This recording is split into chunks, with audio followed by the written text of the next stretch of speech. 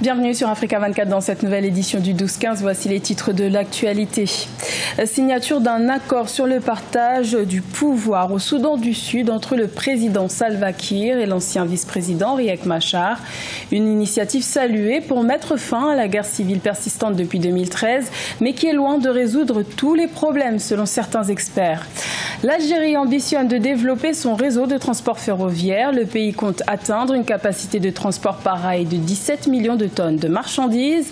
Un ambitieux projet qui devrait prendre forme d'ici 2021. Et l'Afrique du Sud expérimente une nouvelle technologie pour améliorer son système de santé. Des distributeurs automatiques de médicaments ont été installés dans les townships de Johannesburg pour permettre aux personnes atteintes du sida d'avoir accès à des traitements plus facilement. Mais tout d'abord, au Mali, le premier tour de l'élection présidentielle du 29 juillet reste au cœur de toutes les discussions. 17 candidats récusent des membres de la Cour constitutionnelle. Parmi eux, il y a le chef de file de l'opposition, Soumaïla Cissé, arrivé en deuxième position avec moins de 18% des suffrages. Des recours ont été déposés pour bourrage d'urnes dans le centre et dans le nord du pays.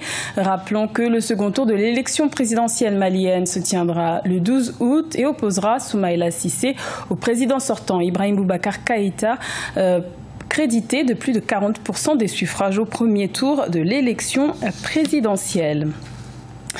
Au Soudan du Sud, le président Salva Kiir et le chef rebelle Riek Machar ont signé ce dimanche 5 août à Khartoum un accord sur le partage du pouvoir pour mettre fin à la guerre civile qui a déjà fait des dizaines de milliers de victimes et des millions de déplacés depuis 2013. Cet accord prévoit que Riek Machar soit réintégré au sein du gouvernement d'unité nationale et qu'il reprenne son poste de vice-président, mais certains experts craignent que cet accord ne résolve pas tous les problèmes, à l'instar de Brian Adeba. Écoutons-le.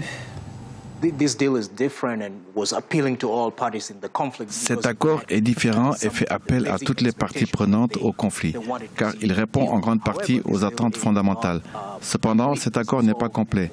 Il ne résout pas tous les problèmes. Il y a notamment la question du partage des revenus et les problèmes les plus importants concernant la réforme du secteur de la sécurité dans la capitale Juba. Ce sont des éléments qui pourraient potentiellement faire échouer l'accord de paix. Et il incombe aux deux parties de travailler très dur pour faire en sorte qu'il n'y ait pas de contretemps susceptible de démêler cet accord de paix. Dans le reste de l'actualité, les spéculations vont bon train en République démocratique du Congo à 2 jours de la fin du dépôt des candidatures fixées au 8 août. Le président sortant Joseph Kabila ne s'est toujours pas exprimé sur son avenir politique, bien qu'il se soit engagé à maintes reprises à respecter la Constitution. Au sein du Front commun pour le Congo, la nouvelle plateforme menée par le président Joseph Kabila, plusieurs noms de successeurs sont cités, comme notamment l'ancien Premier ministre Augustin Matata Ponyo, le président de l'Assemblée nationale Aubin Minyakou ou encore la première dame Olive Lembe. L'Algérie veut diversifier son économie, une intention qui passe notamment par le développement de plusieurs secteurs comme celui des transports. Les autorités algériennes ambitionnent de renforcer le transport ferroviaire en atteignant une capacité de 17 millions de tonnes de marchandises et 16 millions de passagers par an d'ici 2021. Les détails avec Sharon Kamara. L'Algérie veut développer son transport ferroviaire. À l'horizon 2021, l'État ambitionne d'atteindre une capacité de transport par rail de 17 millions de tonnes de marchandises ainsi que de 16 millions de passagers par an. Un projet dévoilé par le ministre des Travaux publics et des Transports, Abdelghani Zalane, à l'occasion d'une visite officielle dans la gare ferroviaire de la commune de Benissaf. Ces objectifs nous imposent de relier à la voie ferrée les zones industrielles et d'activité où des entreprises produisent du fer, des produits agroalimentaires, pour que chaque kilomètre du réseau de chemin de fer ait une rentabilité.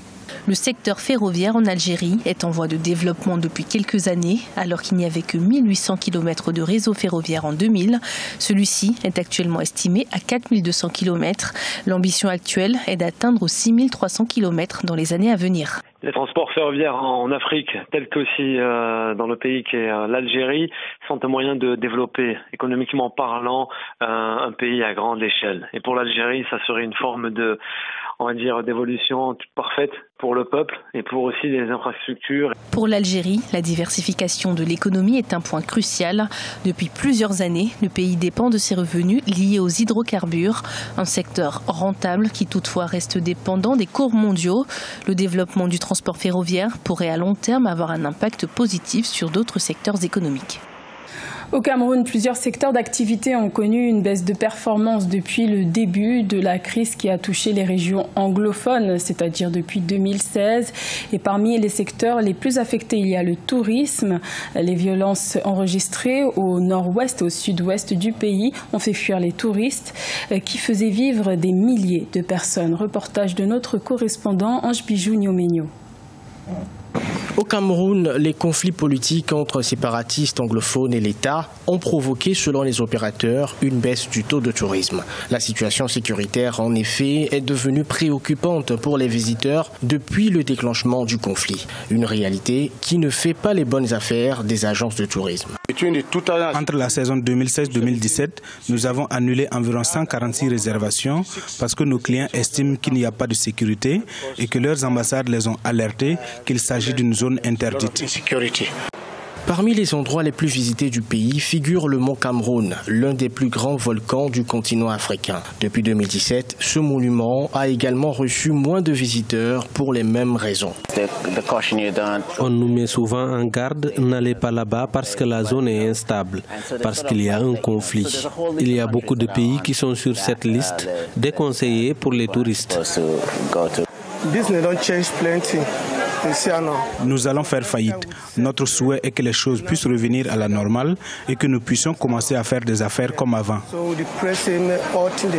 La contribution du tourisme au PIB du Cameroun s'élève à 2,5 milliards de dollars selon le rapport 2017 du Conseil mondial du voyage. Cependant, il n'y a pas de chiffre officiel sur la perte de revenus du tourisme pendant la crise.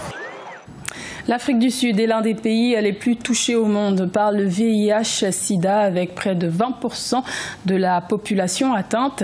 Pour faciliter l'accès au traitement, les autorités ont décidé d'installer des distributeurs automatiques de médicaments dans les quartiers défavorisés de la capitale, Johannesburg. Des machines inédites sur le continent. Aïssatou Bari. L'Afrique du Sud a récemment lancé une unité de distribution de médicaments dans le canton d'Alexandra à Johannesburg. L'unité est un distributeur automatique de type ATM qui distribue des médicaments aux patients souffrant de maladies chroniques telles que le VIH-Sida et le diabète. Primrose Good, âgée de 60 ans, a été parmi les premiers à en bénéficier. Cette machine me permet de gagner du temps et me facilite également la vie.